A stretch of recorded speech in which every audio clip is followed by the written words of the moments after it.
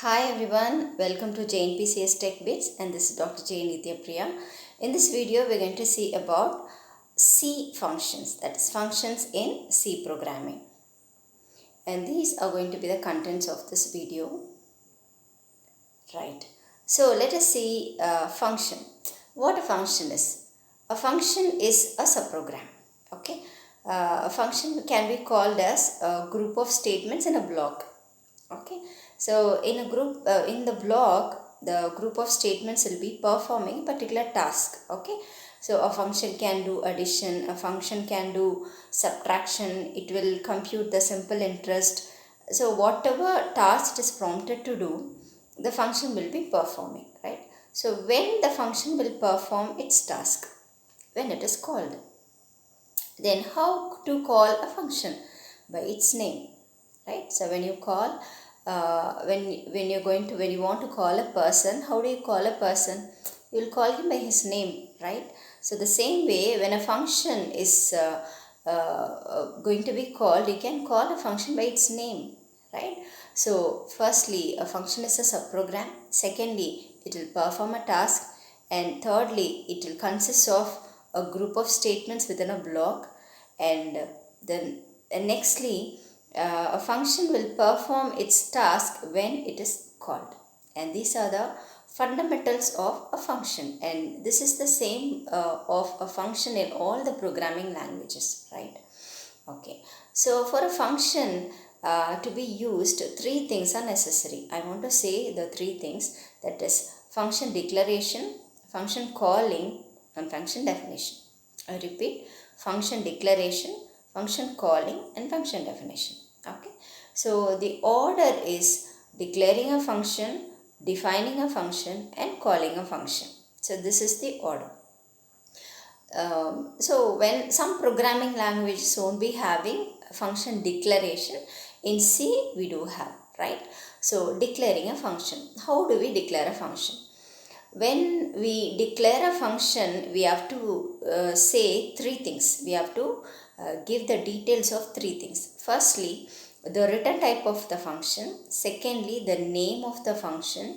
And thirdly, the parameter list within parenthesis. Okay, so this is the function. This is about the function declaration, right? So see, I've given the example like float average of int x comma int y. Okay, so the declaration will be having the return type first. For example, float. Float is the return type. And what is average? Average is the name of the function. So inside that we are having two integers. We can say int comma int also, right? Int x int y or int comma int. So whatever both the things we can follow, right? So while summing up, we have to say three things in function declaration, that is the return type of the function, name of the function, and the parameter list. So that is about function declaration. Now it is function definition and call. Function definition is it is simply creating a function, defining a function. Okay, see, this example is saying how to define the function average. Okay, so as it is declared, the header is given like float average of int x comma int y. Okay, so the same header we have. So inside the function, how do we define that? Within the statements will be enclosed within two braces, opening brace and a closing brace, right?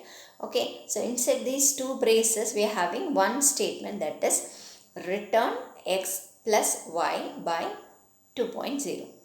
That is, we'll be adding x and y, and the sum will be divided by 2 and the value will be returned, and that is the average of x and y.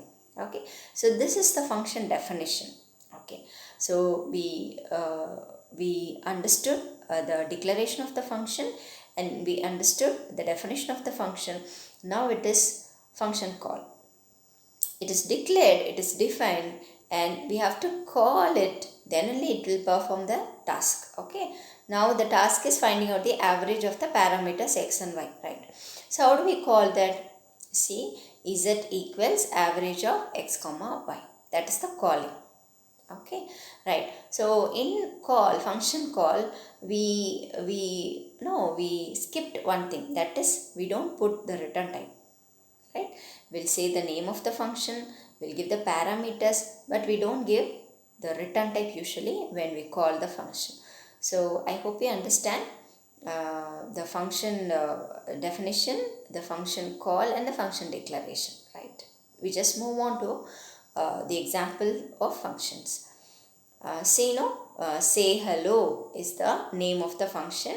So say hello is declared. We can also declare the function inside main also, but in this example we have declared the function before main. Okay, so both the ways we can do. We can give the prototype inside the main function or outside the main. Both the things we can do, right? Okay, so say void, say hello of void is the prototype. Prototype is function declaration. Okay, so inside main we are calling the function say hello of void. We are calling, right? So, right, that's it. Now, when the function is called, we just move on to the function definition. What is there in the function definition? Void say hello of void. See, it matches the function prototype, right? So, whenever a function is defined, the header of the function definition should match the prototype of the function. That is the function declaration. Okay. So, void say hello of void. In prototype, we'll put a semicolon, but in definition, we don't put. Okay. So, because the header is the first line of the function, so when we don't put semicolon, that is the starter of the function definition. That's it. So, void say hello of void, then opening brace. What do we give? We just print a message, that is hello from function. That is the message we are printing here, right? So, that is about the function definition. See, when the function is called, what would be done? Hello from function will be printed. That's it. And followed by function call, we are having another printf function which says end of program. Okay, so when this whole program is executed, it will just give us the output like hello from function. Okay, hello from function, and followed by we have another printf statement, just end of program, right? So see the example for the beginners. I'm saying, see the example again, you will understand the program and the output. So far in this video we have seen what a function is and what is function declaration, function call, and function definition. Okay, right. Now we are going to see the different types of functions. Okay, there are four different types of functions. A function can be created in four ways. That is, functions without arguments and without return value, and function without arguments and with return values, function with arguments and without return values, and function with arguments and with return values. Let us see each and every type of the function in detail shortly. Okay, with the simple points we'll see each and every type of the functions, right? So firstly, it is without arguments and without return value. So when there is no argument, we'll use the word void, void. void says empty. The return type is empty, that is, it doesn't return any value, it means. Then the same void will be put in parameter list also. So when we put void on parameter list, it says there is no parameters. Okay, so it is understood that it has no arguments, it has no return value also, right? So it is created like, it is declared like void followed by function name, within parenthesis void again, because there is no parameter. So that is the prototype. And function will be called within main. So function name, by the name of the function we call, right? So after closing main, we define the function. Okay, so here we see how do we declare, how do we call, and how do we define the function. Let's see an example of this type of a function. See, without arguments and without return value, and the function here is print name. Okay, so the return type is void and the parameter is also void. Okay, so the same print name is called at the end of the main function, and after closing main we are creating or defining the function void print name of open close parenthesis So with inside open close parenthesis, it can be empty or we can put void also, right? Right. So here we are printing one statement which is first BSc. Okay. Right. So when we execute this program, we'll get the output like, see, no, when the function is called first, so we'll get the output without arguments and with return value. And when the function is called, it just says no hello, then it will give first BSc. Okay, so hello and first BSc will be printed here, right?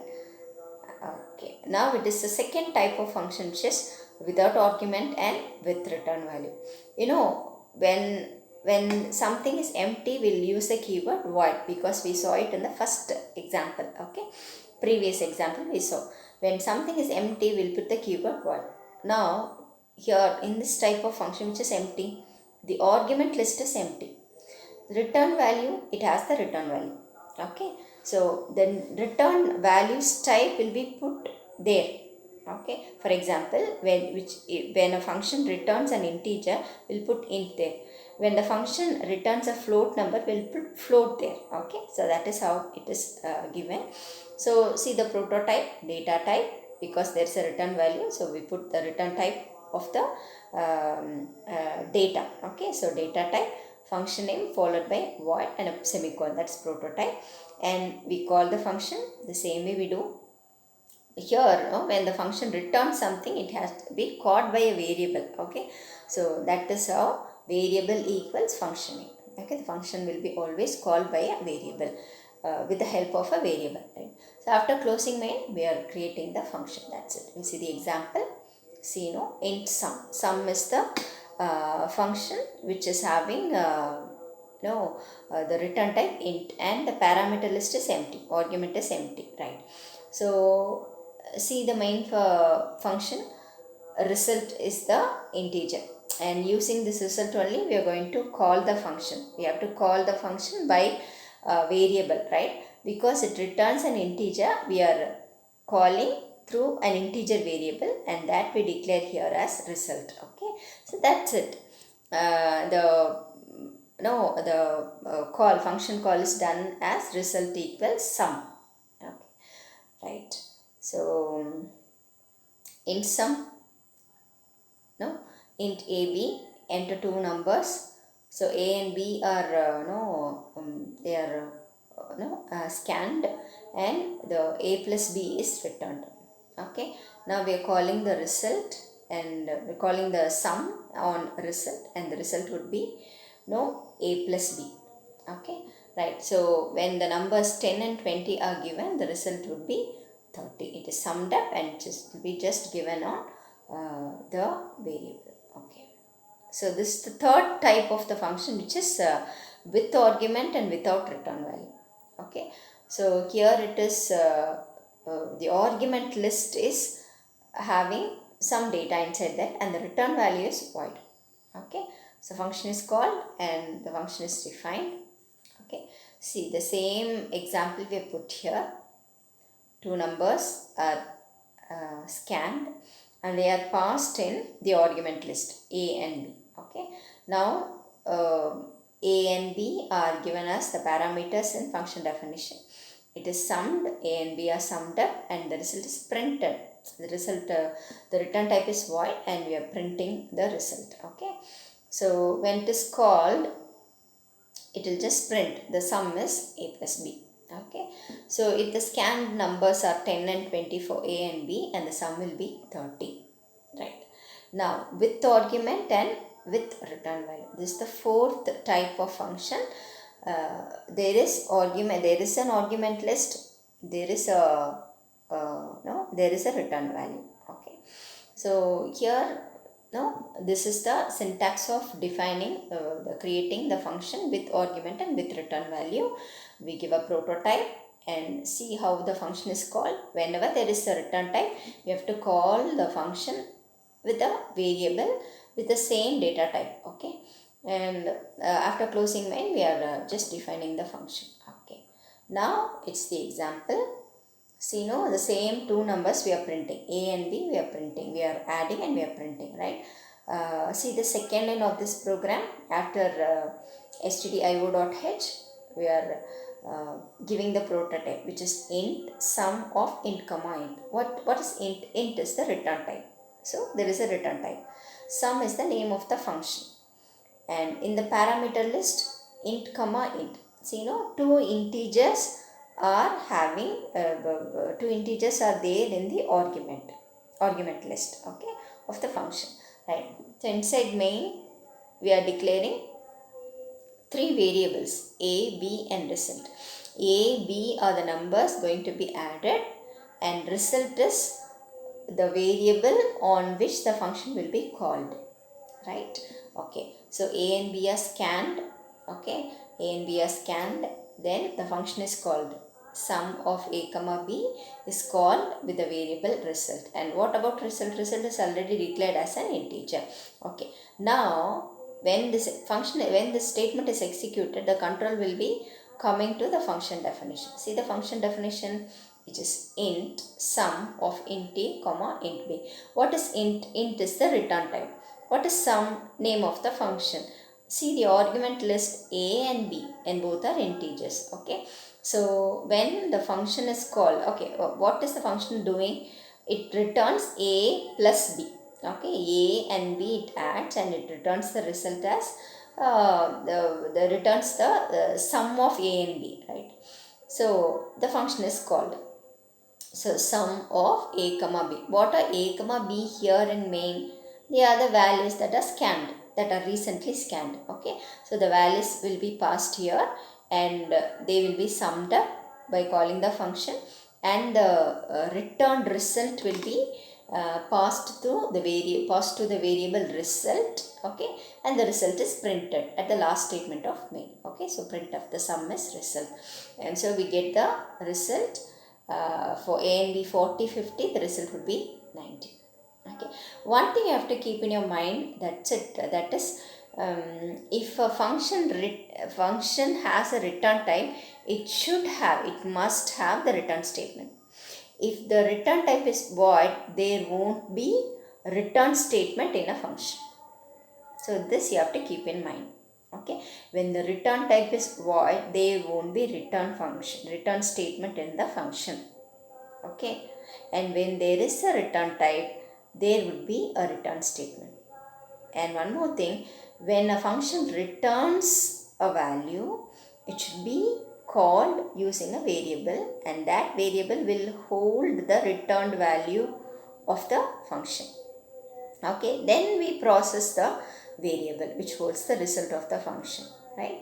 We'll print it, or we'll use it for some other processing, like. So that's all about the 4 types of functions. And now it is recursion.